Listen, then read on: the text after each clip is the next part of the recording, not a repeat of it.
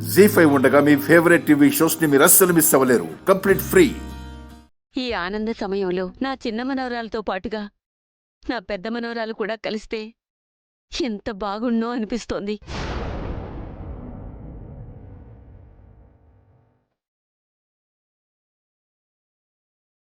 నేనే మీ పెద్ద మనవరాలనని నాతో పాటుగా మీ అందరికీ ఈ విషయం తెలుసు. కానీ మీ ముందు నిజం చెప్పే ధైర్యం లేక, నేనే మీ పెద్ద మనవరాలనని చెప్పే అదృష్టం లేక ఇలా మౌనంగా మిగిలిపోయానని ఆ దేవుడికి కూడా తెలుసు. నా అన్న వాళ్ళందరినీ కంటి ముందు సొత్తు కూడా మీరంతా నా వాళ్ళే, నేను కూడా మీ బిడ్డనేది చెప్పుకోలేని దురదృష్టవంతురాలే. అమ్మా చిట్టిమ్మ, ఈ సంతోషానికి ఆనందానికి కారణం నువ్వేనమ్మా. ఇప్పుడు ఈ రెండు కుటుంబాల్ని కలిపింది కూడా నువ్వేనమ్మా. నువ్వే గనక చొరవ తీసుకోకపోయుంటే ఈ రెండు కుటుంబాలు ఎప్పటికీ కలిసేవి కావు. చాలా థ్యాంక్స్ అమ్మా. అవునమ్మా, ఈ ఆనందానికి సంతోషానికి కారణం ముమ్మాటికి నువ్వే చిట్టమ్మా. రేపు గుళ్ళో జరగబోయే అన్నదాన కార్యక్రమం ఇదిగో నా మనవరాలు లత నీ చేతుల మీదుగా ఇద్దరూ కలిసి జరిపించాలి. అన్నదానమేటి నానమ్మా? రేపు మా వదినగారి పుట్టినరోజమ్మా.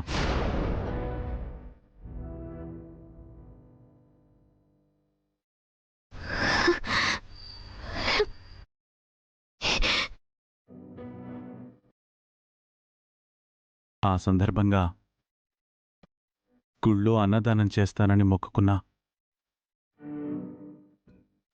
రేపు మన వాళ్ళందరూ అన్నదానానికి వచ్చి తీరాలి.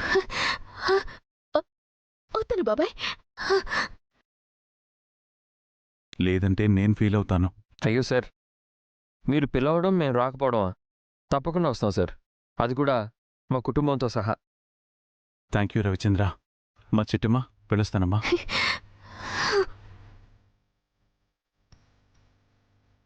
పిలుస్తామమ్మా.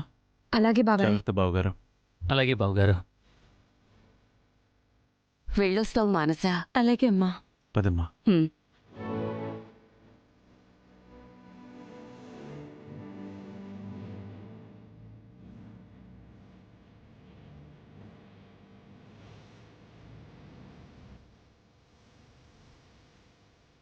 నీ బాధ నాకు అర్థమైంది చిట్టమ్మా.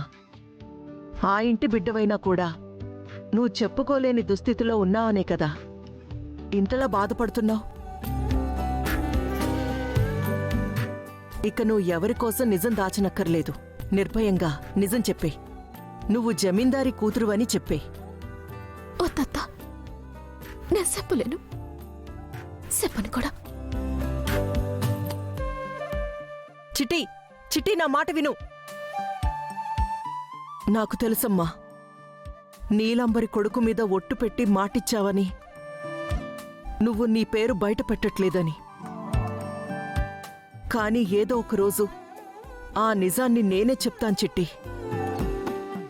ఏ కాంతమ్మైతే తప్పు చేసి నిన్ను నీ పుట్టింటికి దూరం చేసిందో, అదే కాంతమ్మ నిన్ను తిరిగి నీ పుట్టింటికి దగ్గర చేసి తీరుతుంది. చేస్తాను చిట్టి, చేస్తాను. జీ5 యాప్ డౌన్లోడ్ చేసి అన్ని ఎపిసోడ్స్ పూర్తి ఉచితంగా చూడండి.